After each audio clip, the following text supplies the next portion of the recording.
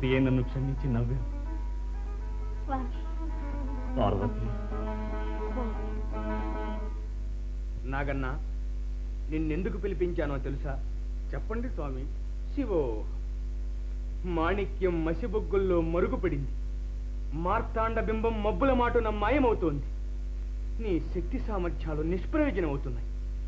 నాకు తెలుసు నాగన్నా, నీ ప్రతిభ ప్రకాశించడానికి తగిన అవకాశాన్ని ఈ ప్రభుత్వం నీకు కలిగించటం లేదు. ఏం చేయమంటారు స్వామి? వీరమోహనుడు తొలగిపోయాక ఆ స్థానం నాకు ప్రసాదిస్తారనుకున్నాను. సేనాధిపతిని అవుతాననుకున్నాను. సైన్యాధిపత్యమేనా? సామ్రాజ్యానికి మంత్రాంగం నడిపించవలసిన వాడివయ్యా నీవు. అనతి కాలంలోనే నీకు మంత్రి పదవి లభించాలని ఆశీర్వదిస్తున్నాను. మీరు తలుచుకుంటే కానిదేమిటి స్వామి? అవును, ఆ సంగతి నీకు బాగా తెలుసు కదూ.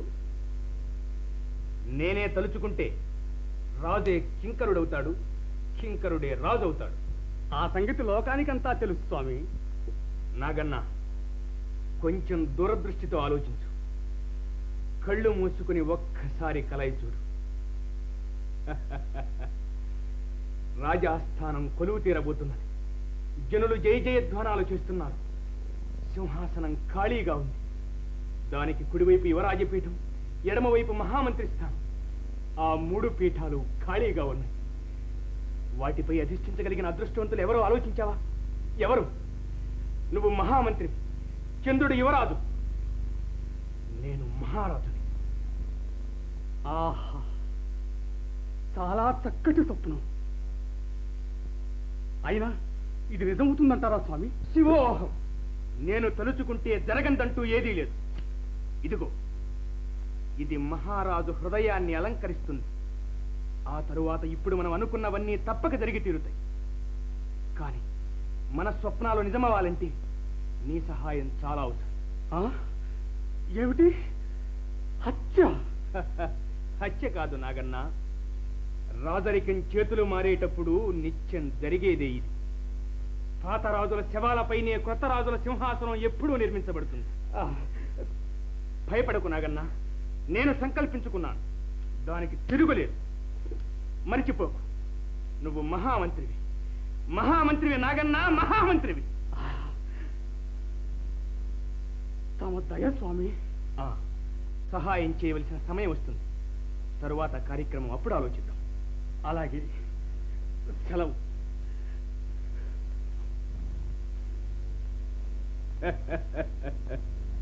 పెర్రి నాగన్న.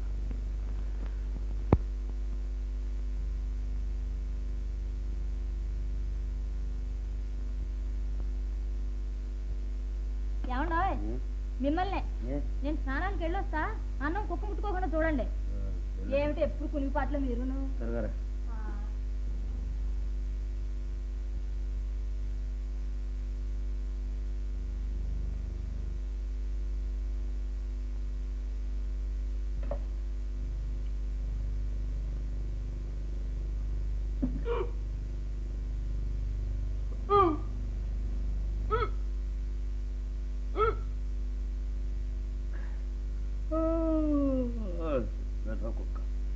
మంచి కళ పాడు చేసింది.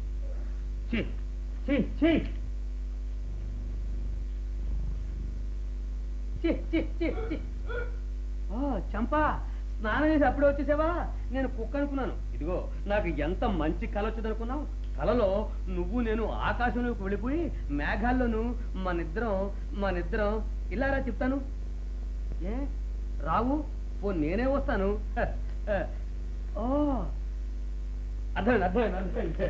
అర్థమైంది. చీర కట్టుకోలేదన్నమాట. ఇదిగో కట్టుకో. మరి కళ్ళలోను నీ చెవిలో ఇదేంటి? చెవి ఇలా ఉంది, మొగల పూతులో గరుగ్గా ఉందేమిటి? దానికెళ్ళే. ఇదిగో కళ్ళలో నీ బుగ్గ మీద నా బుగ్గ పెట్టి, ఇది బుగ్గ. ఇదేంటి ఇంత గరుగ్గా ఉంది బుగ్గ? ఇదేమిటి బుగ్గ ఇలా గరుగ్గా ఉంది?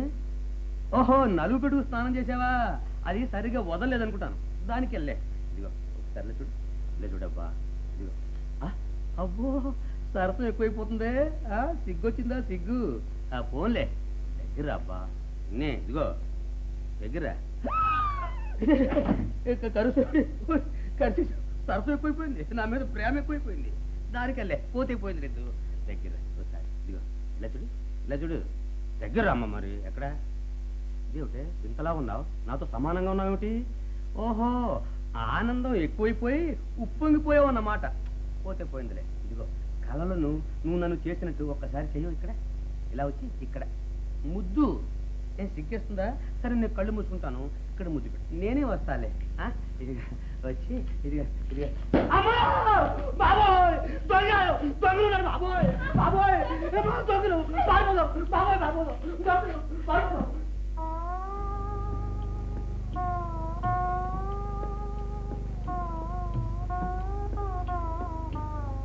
రజని, నేను అప్పుడే చెప్పాను, నాతో వస్తే నీ కుసుమ కోమల శరీరం వసివాడిపోతుంది.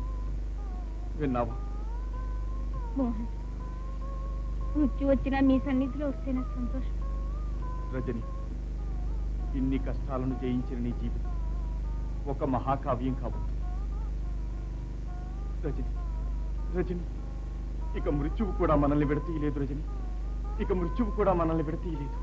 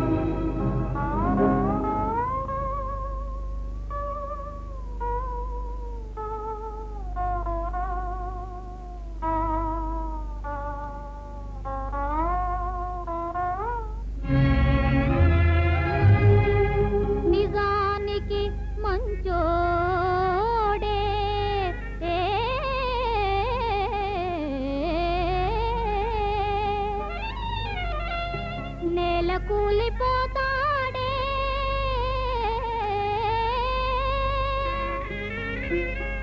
అన్నవోడేనా ఎర్రిగొల్ల ఇది ఇన్నావా బర్రె పిల్ల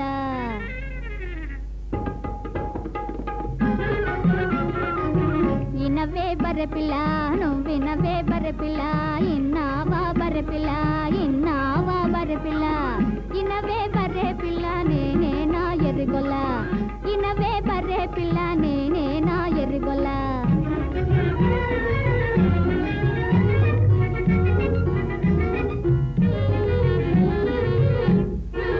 గొప్పోళ్ళ ఆటలని గుట్టు మట్టు బయటకెట్టి గొప్పోళ్ళ ఆటలని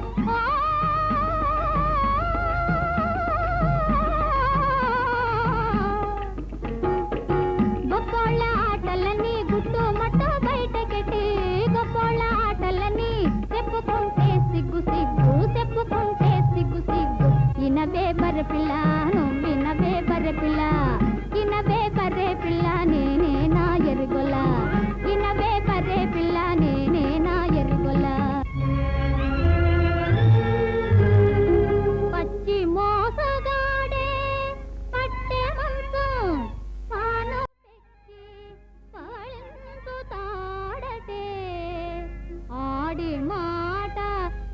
రానివో